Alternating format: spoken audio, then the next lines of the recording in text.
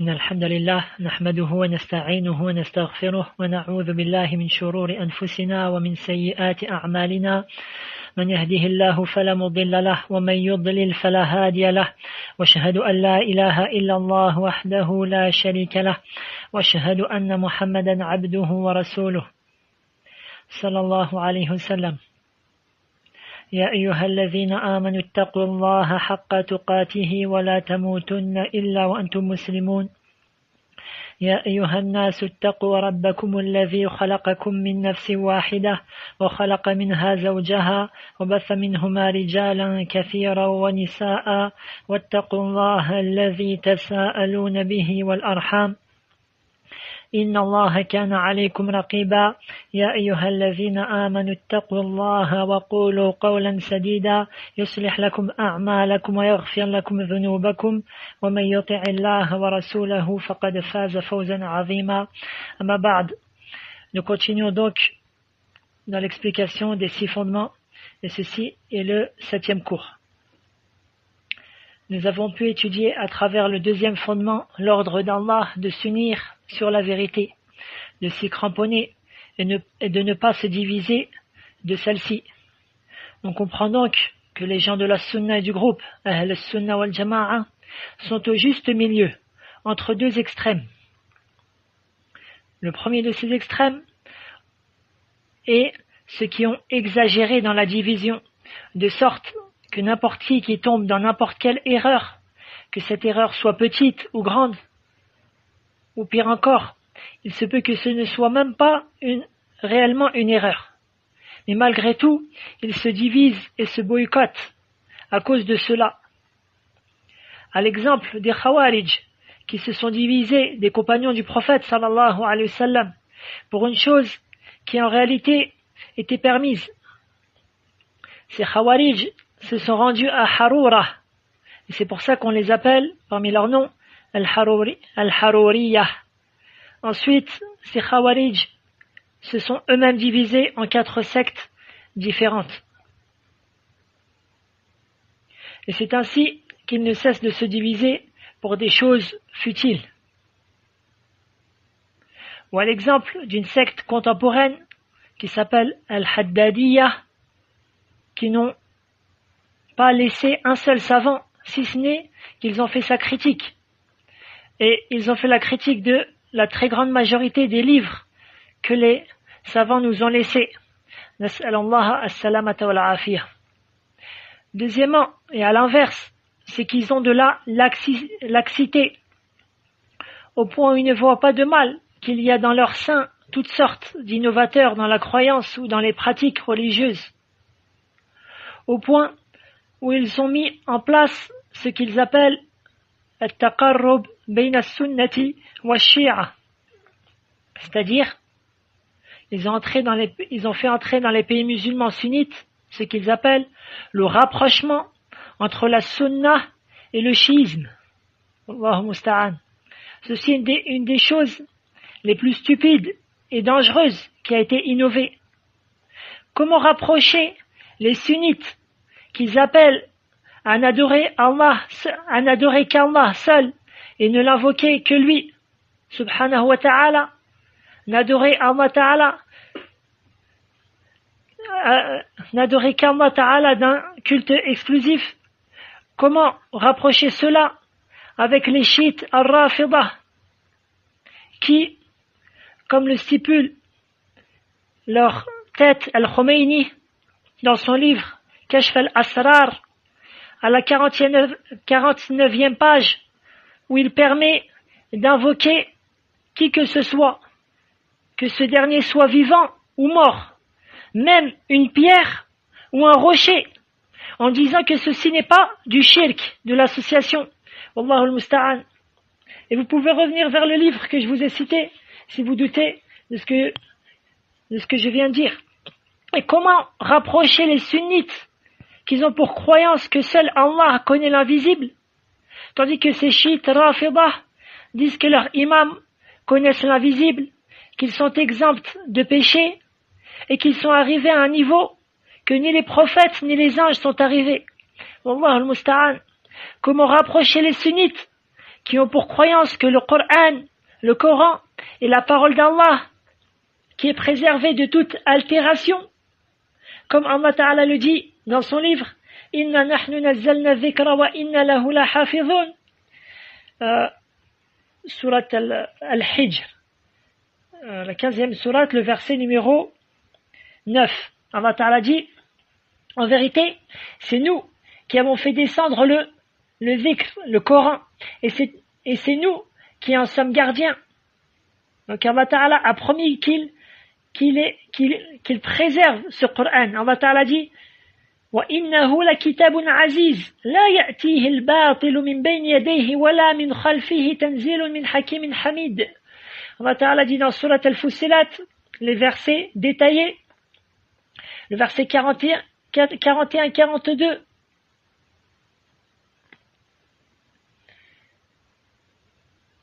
Alors que c'est un livre puissant.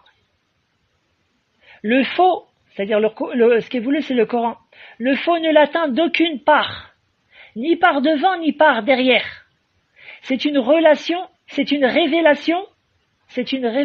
émanant d'un sage, digne de louange. Tandis que les chiites Rafidah disent haut et fort que le Coran est falsifié, au point que une de leurs têtes, à savoir Mohammed Taqi al-Nouri al-Tobroussi, il a écrit tout un livre où il défend que le Coran est falsifié. Nas'Allah al-Afiyah. Alors que les savants sont unanimes pour dire que celui qui renie ne serait-ce qu'une sourate du Coran mécroit. Que dire alors le fait de renier le Coran dans sa globalité? Comment rapprocher les sunnites qui ont pour croyance qu'Allah a choisi d'entre l'ensemble de sa création notre noble prophète et messager Muhammad ibn Abdillah sallallahu alayhi wa sallam pour être le dernier des prophètes et des messagers et le meilleur d'entre eux, tandis que les chiites Rafidah disent que Jibril devait en fait descendre sur Ali, mais il s'est trompé et a descendu la révélation sur Muhammad sallallahu alayhi wa sallam. Allahu musta'an. Quelle folie, quelle croyance qui est basée vraiment sur rien du tout, subhanallah. Comment rapprocher les sunnites qui aiment l'ensemble des compagnons du prophète sallallahu alayhi wa sallam radiyallahu anhum, qui les prennent en exemple, car ce sont eux les meilleurs de la communauté, tandis que les chiites Rafidah les rendent mécréants, si ce n'est un tout petit nombre d'entre eux. Bref, le fait de rapprocher, soi-disant, entre les sunnites et les chiites, est comme le fait de rapprocher entre deux choses complètement opposées. Ceci est impossible. Mais ce qui est voulu à travers cela, c'est le fait d'entrer le chiisme, la shia, al-Rafidah, al-Rafd, petit à petit dans les pays musulmans sunnites, afin que les sunnites changent, tandis que eux, les chiites Rafidah, ils ne changent pas et ils restent sur leur position, à propager leur venin. La preuve de cela est que dans leur pays, en Iran, personne ne parle de rapprocher entre les sunnites et les chiites. Plus encore, nos frères sunnites, et j'en connais personnellement étant donné qu'à l'université islamique, il y a des étudiants de presque tous les pays, et parmi eux, l'Iran. Si ce n'est que, par la grâce d'Allah, ce sont des sunnites. Et bien sachez qu'ils vivent là-bas, ils ont encore moins de droits que les gens du livre. Ils ont encore moins de droits que les gens du livre qui vivent dans ce pays. Allahu al-Musta'an. Bref, après cela, nous avons pu voir, dans le début de l'explication du troisième fondement, l'obligation pour les musulmans d'avoir des dirigeants, afin que se concrétise l'union dans la religion d'Allah Ta'ala, et que règne l'équité et la paix. Et j'ai expliqué cela et un certain nombre de choses dans le dernier cours, alhamdulillah. Pour revenir à la parole de l'auteur, il dit, le troisième fondement, certes l'union parfaite ne peut être établie que par l'écoute et l'obéissance à nos gouverneurs, et ce, même si celui-ci n'est qu'un esclave abyssin. Allah a explicité cela de la façon la plus claire et la plus exhaustive que soit, aussi bien par des preuves religieuses, et je m'arrête là pour l'explication. Donc, l'explication, Allah Ta'ala dit, Ya ayyuhalladhina amanu ati'u Allah wa ati'u ar-rasula wa ulil amri minkum. Allah Ta'ala dit, dans Surat An-Nisa, ô vous les croyants, obéissez à Allah et obéissez aux messagers et à ceux qui détiennent le commandement. Le numéro du verset, c'est le numéro 59. Donc l'explication du verset. Ceux qui détiennent le commandement, en réalité ce sont les ulama et les gouverneurs, c'est-à-dire les savants et les gouverneurs. Et parmi les choses que les savants ils ont pris de ce verset-là, et ce qui suit, à savoir qu'Allah Ta'ala a mentionné, ou Allah Ta'ala a dit plutôt, Ati'u Allah, au début du verset, obéissez à Allah. Donc l'ordre, Ati'u Allah. Ensuite, Allah Ta'ala dit, Ati'u wa ati'u ar-rasul. Car Allah Ta'ala, à lui appartient l'obéissance absolue. Ensuite, Allah Ta'ala dit, wa ati'u ar-rasul, obéissez au messager. Et à lui, au prophète sallallahu alayhi wa sallam, appartient, c'est-à-dire on lui doit l'obéissance absolue. Car il n'ordonne que par l'ordre d'Allah Ta'ala. Ce qu'Allah Ta'ala dit dans Surat An-Nisa, le verset 80, Mais yuti'ir rasula faqad ata Allah. Quiconque obéit au messager, obéit certainement à Allah. Cependant, Allah Tabaraka wa Ta'ala dans ce verset-là, enfin dans le verset 59, il n'a pas répété une troisième fois wa ati'u ulil amr. Il ne l'a pas répété une troisième fois. Pourquoi? Les savants disent car l'obéissance aux déteneurs du commandement n'est pas absolue. Ceci car leur obéissance n'est pas absolue. Nous devons leur obéir tant qu'ils nous ordonnent pas la désobéissance d'Allah.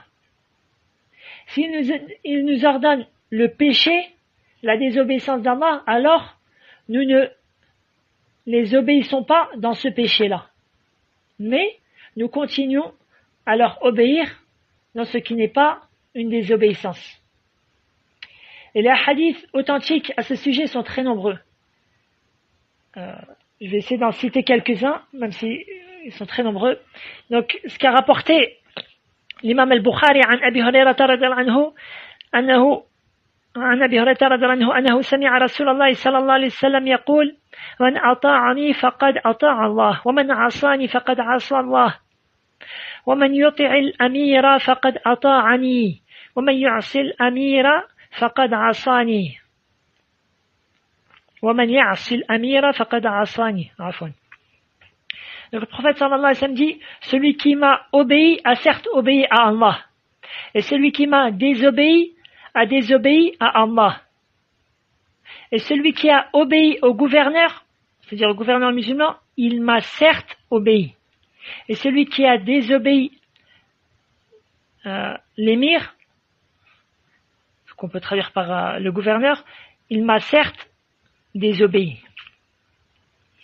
Et dans un autre hadith, عن عبد الله بن عمر رضي الله عنهما أن رسول الله صلى الله عليه وسلم قال على المرء السمع والطاعة فيما أحب وكره إلا أن يؤمر بمعصية فلا سمع ولا طاعة.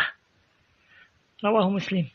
Dans le hadith apporté par l'imam Muslim, le prophète sallallahu alayhi wa sallam dit, l'homme se doit d'écouter et d'obéir, c'est-à-dire le gouverneur, dans ce qu'il aime et ce qu'il déteste. si ce n'est si on lui ordonne un péché, à ce moment-là, alors il ne doit ni écouter ni obéir. Ainsi, si le gouverneur ordonne le péché, il ne doit pas être obéi dans ce péché-là. Même si son commandement reste d'ordre. De sorte que lorsqu'il ordonne une autre chose qui n'est pas une désobéissance d'Allah, alors on lui obéit. Par exemple, nous savons tous qu'il est obligatoire à l'homme d'obéir son père.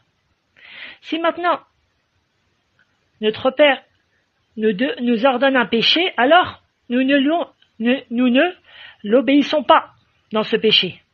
Mais son obéissance reste obligatoire lorsqu'il nous ordonne autre chose que cela. Ceci car le prophète sallallahu alayhi wa sallam a dit عن عمران بن الحسين رضي الله عنه أن رسول الله صلى الله عليه وسلم قال لا طاعة لمخلوق في معصية الخالق.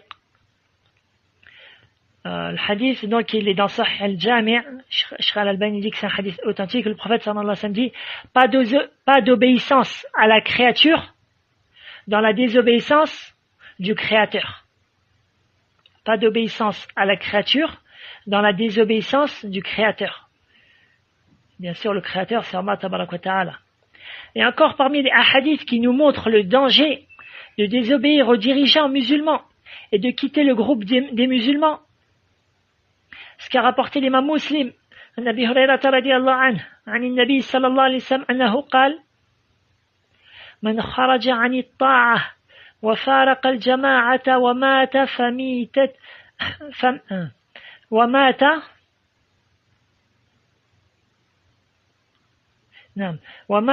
فميتته ميتة جاهلية. Le prophète sallallahu alayhi wa sallam dit, celui qui sort de l'obéissance, c'est-à-dire du gouverneur, et quitte le groupe, c'est-à-dire le groupe des musulmans, et décède après cela, certes, il meurt d'une mort jahiliya, c'est-à-dire d'une mort de l'époque de l'ignorance, l'époque pré-islamique. Qu'Allah nous préserve, nasallahu salamata wal afiyah. L'auteur a dit, même si celui-ci, c'est-à-dire le dirigeant, n'est qu'un esclave abyssin. Et il fait allusion au hadith rapporté par Abu Daoud et autres, qui a été rendu authentique par un très grand nombre de muhaddiths, عن العرباض بن سارية رضي الله عنه أن رسول الله صلى الله عليه وسلم قال أوصيكم بتقوى الله والسمع والطاعة وإن تأمر عليكم عبد حبشي, jusqu'à la fin du hadith. Donc le prophète sallallahu alayhi wa sallam dit, je vous conseille la crainte d'Allah et le fait d'écouter et d'obéir, même s'il prend le commandement un esclave abyssin. Fin du hadith. Et c'est ainsi que, parmi les droits des gouverneurs, le fait de les respecter et de ne pas les citer en mal, comme l'a rapporté l'imam Abu Daoud, ce qui a été rendu authentique par Cheikh al-Albani, عن أبي موسى الأشعري رضي الله عنه قال قال رسول الله صلى الله عليه وسلم إن من إجلال الله إكرام ذي الشيبة المسلم وحامل القرآن غير الغالي فيه ولا الجافي وإكرام ذي السلطان المقسط. Donc le prophète sallallahu alayhi wa sallam dit, fait partie de la, donc c'est pas facile à traduire à la kulli hal, mais la traduction approchée fait partie de la considération envers Allah, c'est-à-dire le fait de glorifier Allah tabaraka wa ta'ala. Donc fait partie de la considération envers Allah, le fait de le glorifier,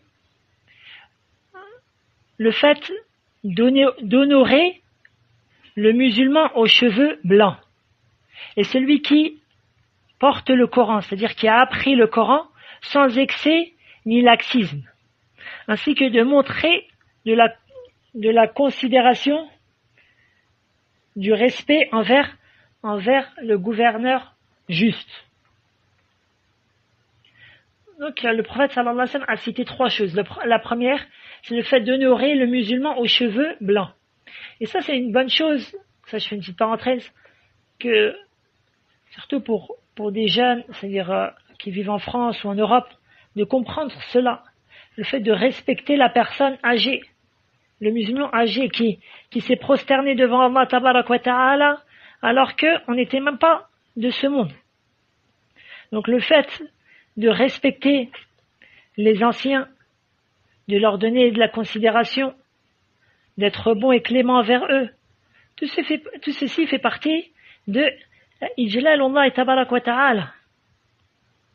Non pas le fait de les médire, c'est-à-dire de les voir comme s'ils étaient rien, ou de les mépriser. Non, ceci ne fait pas partie des comportements islamiques. Et je ne vais pas m'étendre dans le sujet parce que le sujet est long, mais la personne, elle doit, c'est-à-dire respecter les personnes plus âgées que lui. Et celui qui respecte sera respecté, incha'Allah. Toi-même, si Allah Ta'ala a écrit que tu vives longtemps, si tu as respecté les personnes qui étaient âgées, toi-même tu seras respecté plus tard, incha'Allah. Kama tadin tudan, kama yuqal. Naam. Ensuite, le prophète sallallahu alayhi wa sallam dit, et celui qui porte le Coran, c'est-à-dire qui a appris le Coran sans excès ni laxisme. Et tu vois que l'islam nous appelle à être dans le juste milieu, ni dans l'excès, ni dans le laxisme. Et enfin, le prophète sallallahu alayhi wa sallam dit, ainsi que de montrer de la considération envers le gouverneur juste. Fin du hadith. Tandis que le fait de les critiquer et de les citer en mal et de dénombrer leurs défauts au-dessus du minbar, au-dessus de la chair, par exemple, ou à la télévision, ceci, ou sur Internet, devant des milliers de personnes ou au minimum des centaines de personnes, ceci est contraire à la façon de faire que le prophète sallallahu alayhi wa sallam nous a appris. قال صلى الله عليه وسلم من أراد أن ينصح لذي سلطان فلا يبديه علانية ولكن يأخذ بيده فيخلو به فإن قبل منه وإلا كان قد أدى ما عليه رواه ابن أبي عاصم وصححه الشيخ الألباني. Hadith, il a été rapporté par Ibn Abi Asim, il a été rendu authentique par Sheikh Al-Albani. Le prophète sallallahu alayhi wa sallam dit, celui qui désire conseiller un détenteur du pouvoir, qu'il ne fasse pas cela de manière publique. Cependant, qu'il prenne sa main et qu'il s'écarte des gens pour lui parler en seul à seul. Puis, soit il accepte de lui, c'est-à-dire soit le gouverneur accepte le bon conseil de cette personne-là, ou au moins il aura fait son devoir. C'est-à-dire celui qui a porté le conseil, alhamdulillah, il a fait son devoir, et à ce moment-là, son devoir était le fait de porter le conseil. Il n'est pas responsable de plus que cela. Alhamdulillah. Tandis que le fait de dévoiler au-dessus du minbar de la chair, le jour du vendredi, par exemple, les erreurs et les manquements du gouverneur, de les pointer du doigt, ceci ne peut qu'attiser sa haine, qu'attiser la haine des gouverneurs et sa rancœur sur le peuple entier. Et ensuite, la situation ne peut que s'aggraver. Nous, qui sommes des gens du commun, accepterions-nous d'être dénigrés devant des centaines de personnes? Que dire alors de celui qui détient le pouvoir? Et en quoi ceci est bénéfique pour ceux qui écoutent le serment? Parmi ceux qui écoutent leur serment, il en est qui volent, d'autres qui mangent le prêt à usure, d'autres qui ont des relations illicites avec des femmes, d'autres qui sont mauvais avec leurs parents, etc. Au lieu de conseiller les gens qui sont devant toi, de leur enseigner, de leur apprendre, alors tu dénigres le gouverneur. Ceci n'a aucun sens. et ceci n'a pas de profit pour les gens, au contraire. Et si quelqu'un avait à dire, oui, mais nous voyons les dirigeants musulmans faire de nombreux péchés, commettre de nombreux péchés, que devons-nous faire? Par la grâce d'Allah, le prophète sallallahu alayhi wa sallam a répondu à cela et ne nous a pas laissé dans le doute. Par exemple, في صحيح مسلم عن عوف بن مالك رضي الله عنه قال سمعت رسول الله صلى الله عليه وسلم يقول ألا من ولي عليه وال فرآه يأتي شيئا من معصية الله فليكره ما يأتي ولا ينزعن يدا من طاعة.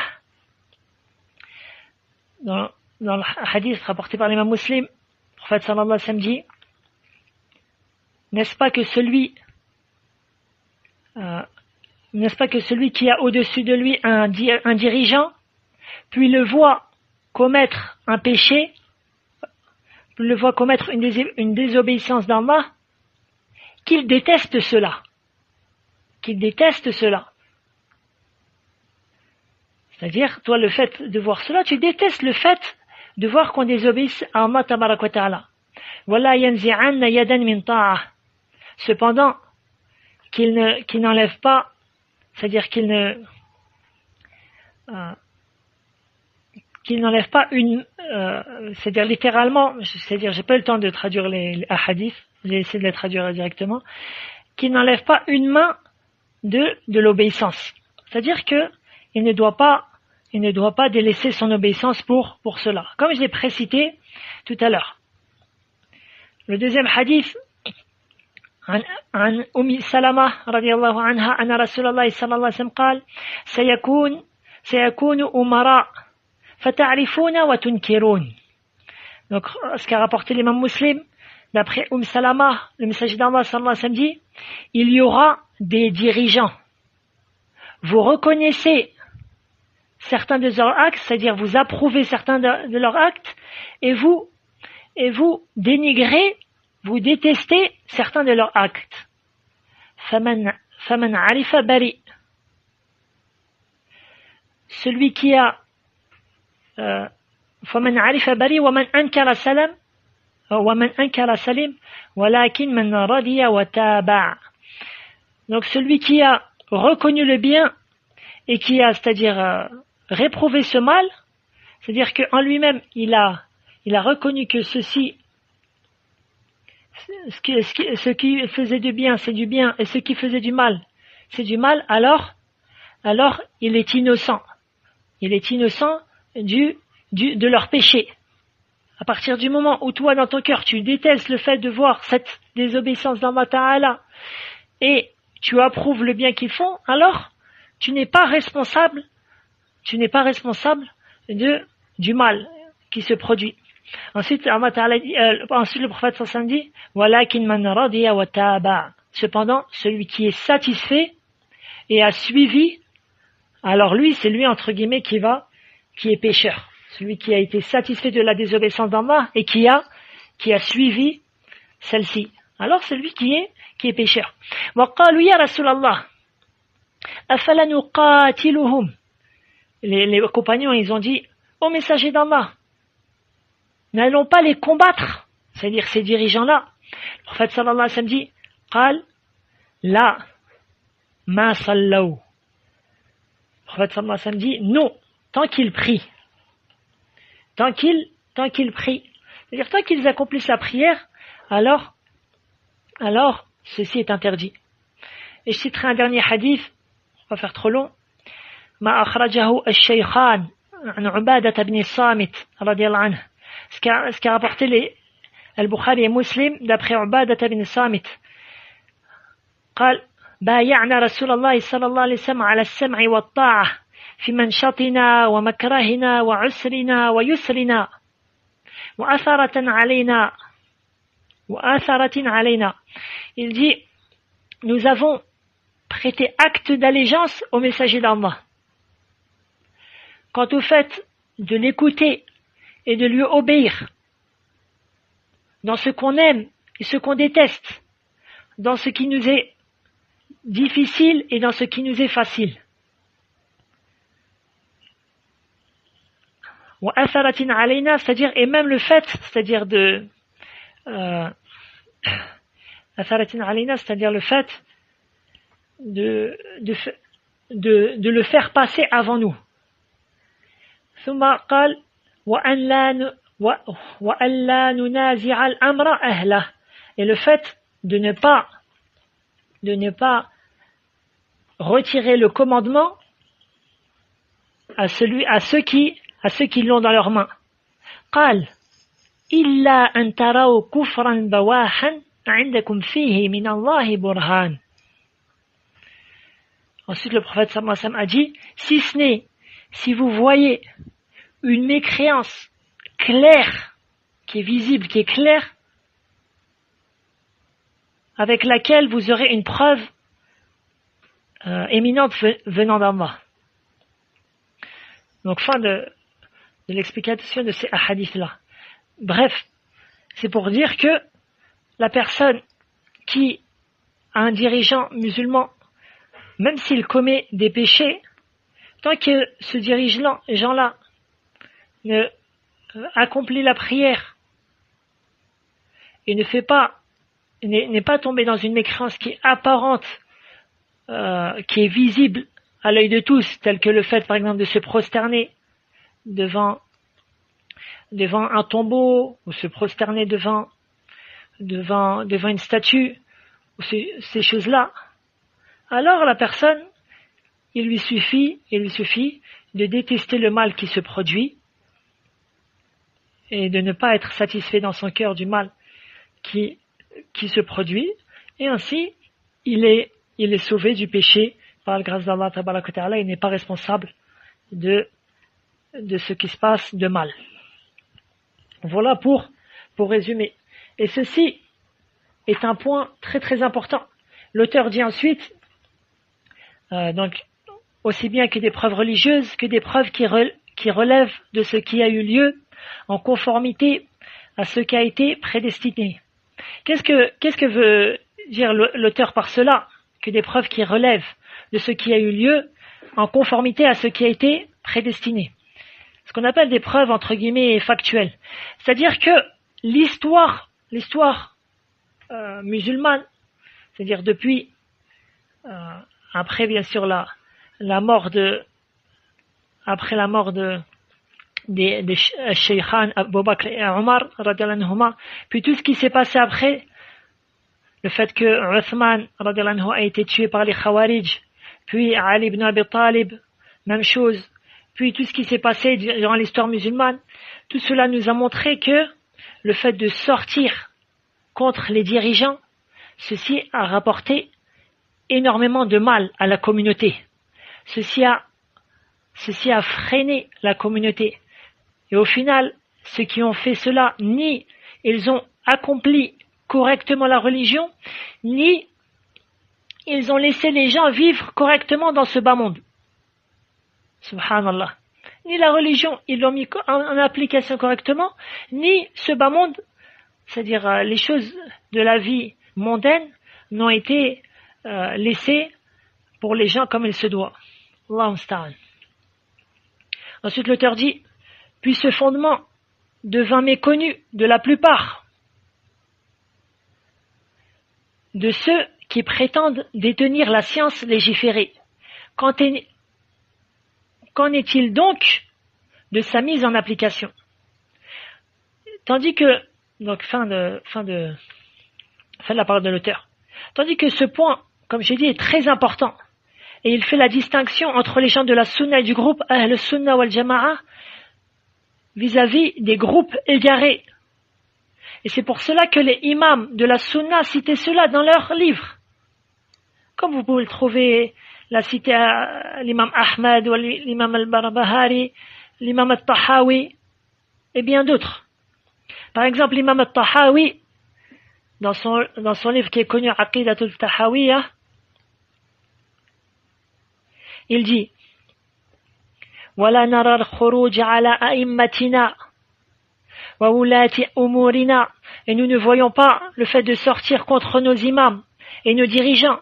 وَإِنْ جَارُوا وَلَا نَدْعُوا عَلَيْهِمْ وَإِنْ جَارُوا, c'est-à-dire, et même s'ils sont injustes. Et même s'ils sont injustes. Et j'avais cité certains, dans le cours précédent, certaines paroles de certains compagnons. Pourquoi? Parce que même s'il est injuste, d'une part, ceci n'est pas permis, comme j'ai cité à travers les hadiths du prophète sallallahu alayhi wa sallam, et le fait de sortir contre eux, ça va rapporter un mal qui est bien plus grand que leur injustice. ثم قال ولا ندعو عليهم, et nous n'invoquons pas Allah contre eux. ولا ننزع يدا من طاعتهم, et nous ne retirons pas une main de l'obéissance, c'est-à-dire nous ne les désobéissons pas. وَنَرَى طَاعَتَهُمْ مِنْ طَاعَةِ اللَّهِ عَزَّ وَجَلَّ فَرِيضَةً, et nous voyons que leur obéissance fait partie de l'obéissance d'Allah et que c'est obligatoire. مَا لَمْ يَأْمُرُوا بِمَعْصِيَةٍ, tant qu'ils n'ordonnent pas une désobéissance. وَنَدْعُوا لَهُمْ بِالصَّلَاحِ وَالْمُعَافَاةِ, et nous invoquons Allah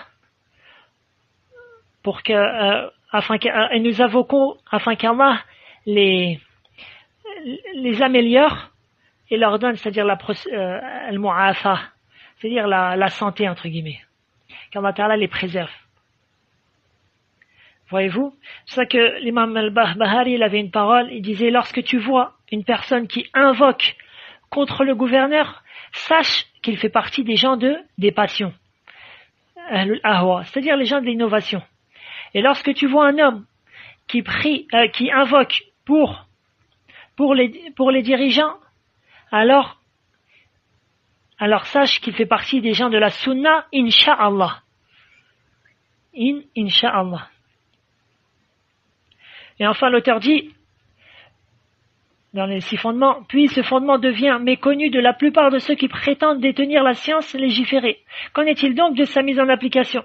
Ça, les gens au jour d'aujourd'hui, et depuis l'époque de l'auteur, et même avant, lorsque tu leur dis cela, lorsque tu leur cites les hadiths du prophète sallallahu alayhi wa sallam, le verset précité, les paroles des pieux précédents, ils te disent non, impossible, on n'accepte pas. Ou disent vous travaillez pour les gouverneurs, ou vous êtes les, c'est-à-dire les éponges des gouverneurs, ou ces choses-là qu'ils disent sur nous et sur les savants en premier lieu. Celui-là, ce sont des corrompus, ce sont de je ne sais quoi. Wallahu musta'an. Wallahu al-musta'an. Or, le musulman se doit, il est obligatoire pour lui d'accepter la parole d'Allah, la parole de son prophète, sallallahu alayhi wa sallam. Et c'est ceci qui va lui accorder le bonheur dans ce bas monde et dans l'autre.